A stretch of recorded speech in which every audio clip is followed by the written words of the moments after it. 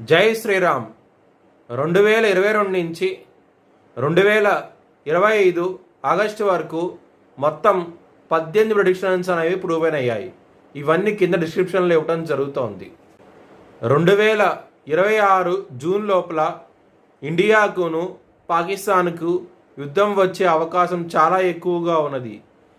ఈ యుద్ధం అనేది వారం కన్నా ఎక్కువగా జరిగే అవకాశాలు కూడా ఎక్కువగా ఉన్నాయి. కన్యా రాశికి అధిపతి బుధుడు. కన్యా రాశిలో హస్త 4 పాదాలు, ఉత్తర 2, 3, 4 పాదాలు, చిత్త 1, 2 పాదాలు ఉంటాయి.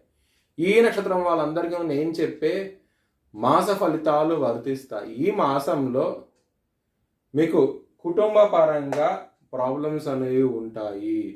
చాలా జాగ్రత్తగా ఉండండి. యుద్ధ వాతావరణం అంటూ ఉంటుంది. కుజుడు రాబోతున్నారు 13వ తారీఖు నుంచి. దాని మూలంగా ఇబ్బందులు అనేవి ఎక్కువగా ఉంటాయి. జాగ్రత్త తీసుకోండి.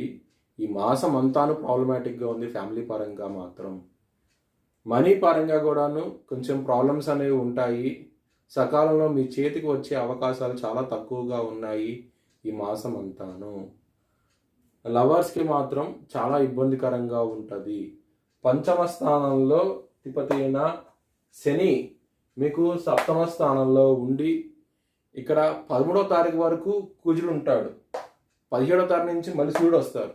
సూర్యుడు కుజుడు బద్ధశత్రువులు. లవర్స్కి మాత్రం ఈ మాసం అంతా సరిగ్గా లేదు. లవ్ మాత్రం ప్రపోజ్ చేయకండి. రిజెక్ట్ చేసే అవకాశాలు చాలా ఎక్కువగా ఉన్నాయి. గొడవలు అయ్యే అవకాశాలు ఎక్కువగా ఉన్నాయి. లవ్ మ్యారేజ్ అని కన్ఫర్మ్ అయ్యే అవకాశాలు చాలా తక్కువగా ఉన్నాయి ఈ మాసంలో మాత్రం. శత్రువులు మాత్రం అధికంగా ఉంటారు. మీకు 6వ స్థానం అధిపతి అయిన శని మీకు సప్తమ స్థానంలో ఉండి కుజుడు ఇక్కడ ఉన్నారు 11వ తారీఖు వరకు. మళ్ళీ 17వ తారీఖు నుంచి శని రాబోతున్నారు. ఇద్దరు పెద్ద శత్రువులు శనికి. యుద్ధ వాతావరణం అయితే ఉంటుంది. శత్రువులతో మాత్రం జాగ్రత్తగా ఉండండి.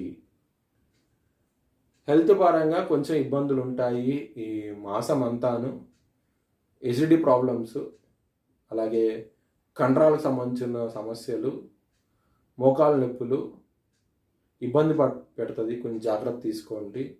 మీరు విష్ణు సహస్రం పారాయణం చేస్తే కనుక మంచి ఫలితాలు అంటూ ఉంటాయి. మ్యారేజ్ పరంగా చాలా ప్రాబ్లమ్స్ ఉంటాయి కన్యా రాశి వారికి. ఎందుకంటే